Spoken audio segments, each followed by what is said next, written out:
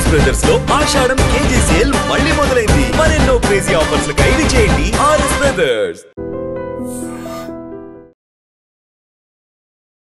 యువకులే ఆమె target. Social media ద్వారా యువకులను ప్రభావితం చేసి అల్-ఖైదాకు పంపిస్తున్నటువంటి షమా పర్వీన్ అనే మహిళను Gujarat ATS anti terrorist squad అదుపులోనికి తీసుకుంది.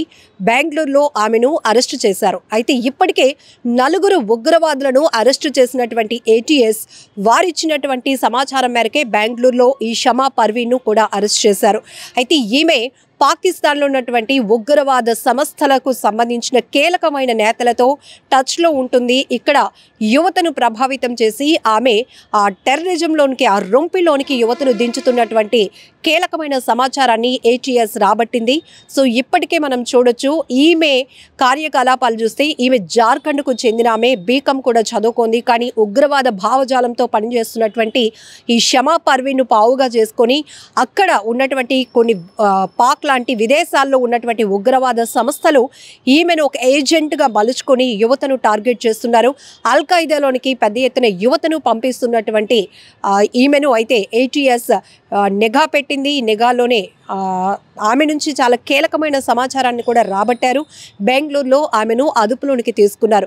ఇప్పటికే విదేశాల్లో ఉన్నటువంటి కొన్ని ఉగ్రవాద సంస్థల నేతలతో ఆమెకు చాలా ర్యాపో ఉన్నట్టు తెలుస్తోంది. చాలా కీలకమైన సత్సంబంధాలు ఆమె కొనసాగిస్తూ ఉంది. సో సోషల్ మీడియాలో ముఖ్యంగా ఇన్స్టా పేజ్ అనేదే ఈమె యాక్టివిటీస్కి కీలకంగా మార్చుకుంది. సో ఇందులో ఎవరైతే ఉగ్రవాద భావజాలంతో పనిచేస్తుంటారో, వాటికి దగ్గరగా ఆలోచన దృక్పథంతో ఉంటారో వారిని ఆమె మౌల్ చేయటమే కాకుండా అల్-ఖైదాలోనికి దింపుతోంది. సో భారత్ను ఆమె పూర్తిగా ఇస్లామిక్ రాజ్యంగా మలిచే ప్రయత్నంలో భాగంగానే ఇలాంటి దుశ్చర్యలకు పాల్పడుతున్నట్టుగా కూడా గుజరాత్ ATS అధికారుల విచారణలో కీలక అంశాలైతే బయటపడ్డాయి. పెహల్గాం దాడి చూసాం. అందులో ఎంతోమంది ఇక్కడ కూడు తిని ఇక్కడ ఉన్నటువంటి భారతదేశానికి నష్టం కలిగించాలనే ఏర్పాట్లు చేశారు. అది కూడా యూట్యూబర్స్ ముసుగులో. ఎందుకంటే వీళ్ళకి విచ్చలవిడిగా ఫ్రీడమ్ ఉంటుంది. ఎక్కడికైనా వెళ్ళగలుగుతాం, ఏదైనా చూపించగలుగుతాం. ఇది కాన్ఫిడెన్షియల్ అనేది లేకుండా వారికి ఉన్నటువంటి ఫ్రీడమ్ను, అలాగే సోషల్ మీడియాలో వారికి ఉన్నటువంటి ఫాలోయింగ్ను ఉపయోగించుకొని ఇక్కడ భారతదేశంలో పుట్టి ఇదే దేశానికి వెన్నుపోటు పొడవాలనే ఆలోచనతో అప్పట్లో ఎంతోమంది యూట్యూబర్స్ పనిచేశారు. ఆ లింక్స్ అన్నిటినీ కూడా అధికారులు బట్టబయలు చేసిన విషయం తెలిసిందే. ఇప్పుడు కీలకంగా షమా పర్వీన్ చుట్టూ అనేక కీలకమైన సమాచారం ఉంది అని చెప్పేసి గుజరాత్కు సంబంధించినటువంటి యాంటీ టెర్రరిస్ట్ స్క్వాడ్ కీలకంగా పనిచేస్తోందని చెప్పొచ్చు. ఇప్పటికే 4 అదుపులోనికి తీసుకున్నారు టెర్రరిస్టులను. వారు కీలకంగా సమాచారం ఇచ్చారు. ఇక్కడ ఒక ఏజెంట్ పనిచేస్తోంది. ఆమె ఒక లేడీ, అది కూడా జార్ఖండ్కు చెందినటువంటి ఆమె, బాగా చదువుకుంది, బీకామ్ చదువుకుంది. మరి ఆమెకు ఇలాంటి వ్యతిరేక భావాలు ఎలా కలిగాయో తెలియదు, కానీ సో యువతను టార్గెట్ చేస్తోంది. మీకు అందరికీ తెలుసు, మనం చాలా కీలకమైన పెహల్గాం దాడి తర్వాత చాలా కీలకమైన సమాచారాన్ని మనం చూసాం. సో ఇక్కడ విజయనగరంలో ఉన్నటువంటి ఒక వ్యక్తి ఏ స్థాయిలో బాంబు ప్లాన్లు చేశాడు, దానికి సంబంధించిన రసాయనాలు ఆన్లైన్లో ఎలా కొనుగోలు చేశాడు, ఇంట్లో వాళ్ళకి కూడా తెలియలేనట్టుగా గుట్టు చప్పుడు కాకుండా ఎలా భద్రపరిచాడు, ఇవన్నీ కూడా విస్తుపోయే నిజాలు. నిజానికి జనావాసాల మధ్య ఉన్న వ్యక్తులు ఇలాంటి ఉగ్రవాద భావజాలంతో పనిచేస్తున్నారంటే నమ్మటానికి కూడా చాలా ఆశ్చర్యం అనిపిస్తుంది. అందుకే ఎప్పటికప్పుడు గుర్తు తెలియని వ్యక్తులు, అఘంతకుల పట్ల, వాళ్ళ కదలికల పట్ల కొంత అప్రమత్తంగా ఉండాల్సినటువంటి పరిస్థితులు కూడా ఉంటాయి. ఇప్పుడు సోషల్ మీడియా వచ్చిన తర్వాత, సోషల్ మీడియా సూపర్ యాక్టివ్ అయిన తర్వాత ఏ సమాచారమైన ప్రపంచంలో ఎక్కడికైనా వెళ్ళిపోతూ ఉంది.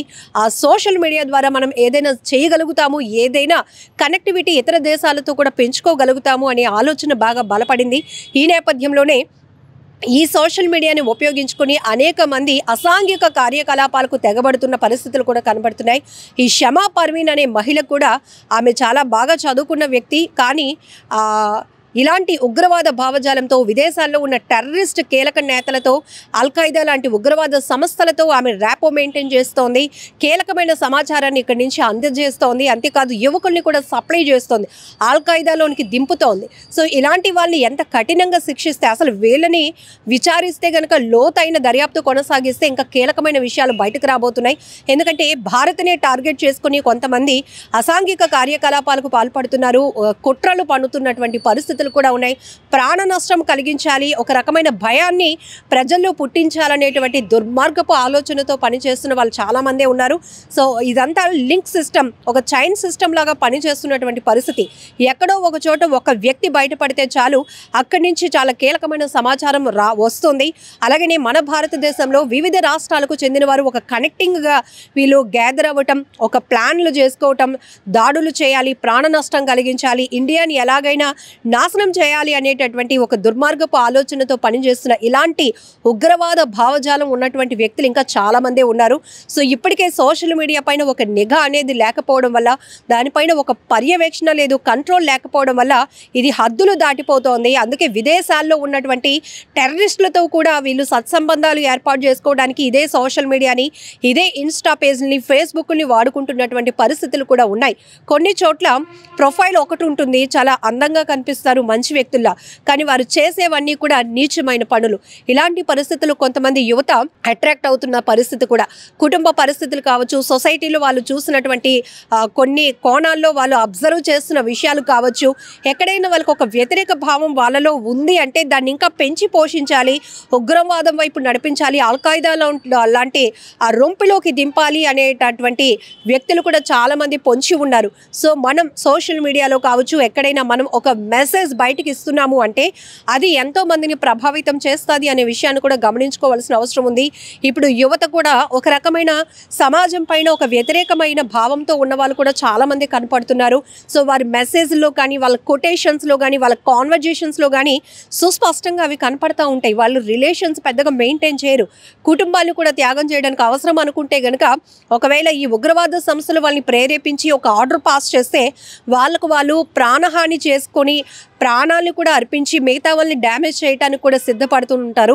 అంతలాగా వాళ్ళని మౌల్డ్ చేస్తుంటారు, అంతలాగా వాళ్ళకి ట్రైనింగ్ ఉంటుంది. కాబట్టి ఇలాంటి వాళ్ళ పట్ల చాలా అప్రమత్తంగా ఉండాల్సినటువంటి అవసరం ఉంది. ఈ షమా పర్వీన్ను బెంగళూరులో అరెస్టు చేసిన తర్వాత ఏటీఎస్ లోతైన దర్యాప్తు కొనసాగిస్తోంది. కీలకమైన సమాచారాన్ని రాబట్టే పనిలో కూడా ఏటీఎస్ పనిచేస్తోంది.